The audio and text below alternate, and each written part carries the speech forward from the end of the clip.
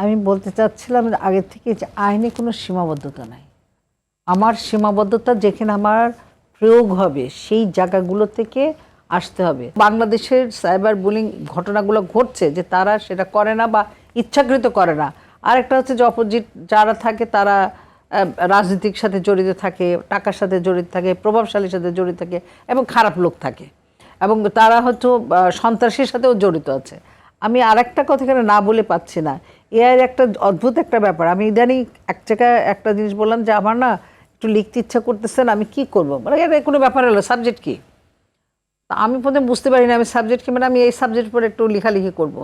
বা দাঁড়ান ওরা একে বলো যে সাবজেক্ট এ, বাহ আমার লেখা চলে আসলো।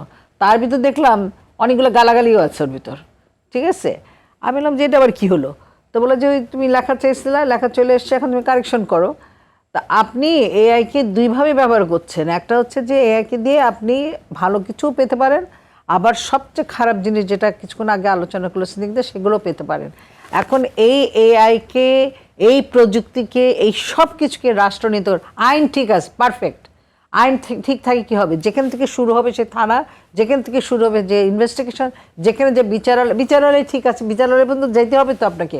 কিন্তু যদি দুর্বলভাবে যদি আপনি এফআইআরটা হয়, যদি দুর্বলভাবে চার্জশিটটা হয়, যদি দুর্বলভাবে আপনার সমস্ত তথ্যগুলো প্রমাণগুলো থাকে, তাহলে ওখান থেকে আসামি বের হয়ে যাবে। তখন আপনি বলবেন যে আমার লাভটা কী হলো, আইন থেকে লাভটা কিছুই হলো না। লাভ হচ্ছে যে আইনের প্রতি আপনি দোষারোপ করলেন। এই জায়গাগুলো থেকে বের হয়ে আসতে হলে যেটা দরকার সেটা হচ্ছে যে কোনো মেয়ে সুইসাইড করে আমাদের অ্যাওয়ারনেসটা বাড়াইতে হবে, স্কুল কলেজ। আমি একটা কথা না বলে পাচ্ছেন এখন, সেটা হচ্ছে যে ডিসি সাহেব, ইউনো সাহেব, ওনারা এত গাড়ি হাঁকায় বাড়িতে আমাদের ট্যাক্সে ওখানে বসে থাকে, কী করতে বসে থাকে? ডিসি সাহেবের কাজ আছে তো, ওনারা ওই যে মাসে যে একবার করে আইন শৃঙ্খলা যে মিটিংটা করে, সেই মিটিংয়ে এই বিষয় নিয়ে আলোচনা করেন না।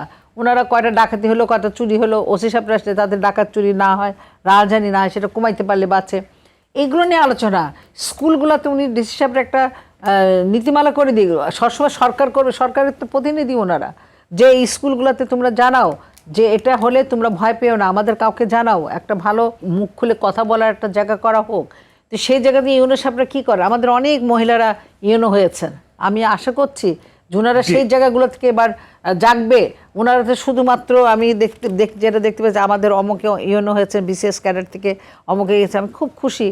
কিন্তু আবার ওর সাথে খুব দুঃখ প্রকাশ করেছি, এই যে সাইবার বুলিং বলেন, এইগুলো বলেন, স্কুল গলে ওনারা একটু ঘুরতে পারেন, দেখতে পারেন, রাষ্ট্রকালে খালি কাউন্সেলিংটা কিন্তু খুব জরুরি। হ্যাঁ, একটু ছোট একটা অ্যাড করি। এই যে গতকালকে প্রতিবেদন আছে যে ব্রাহ্মণবাড়িয়াতে আমি যে বললাম না ব্রণলতা এক্সপ্রেস কওমি মাদ্রাসার ডিসি বলছে মানে নিরাপত্তার জন্য, আমি বলেছি এটা হওয়ারই দরকার নেই, স্থগিত। অর্থাৎ সে কিন্তু এটা করলো না যে ছবি যার দেখার সে দেখবে, যার দেখার সে দেখবে না।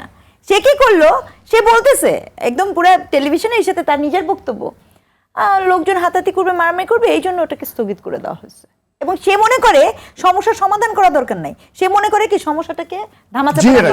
আমি ওইটাই বলতে চাচ্ছি, আপনি জবাবদিহিতা, আপনার যদি মনিটরিংটা না স্ট্রং রাখেন তাহলে লাভ হবে না। স্ট্রং রাখার জন্য আমি আর আপনি এখানে বক্তব্য রাখবো কেন?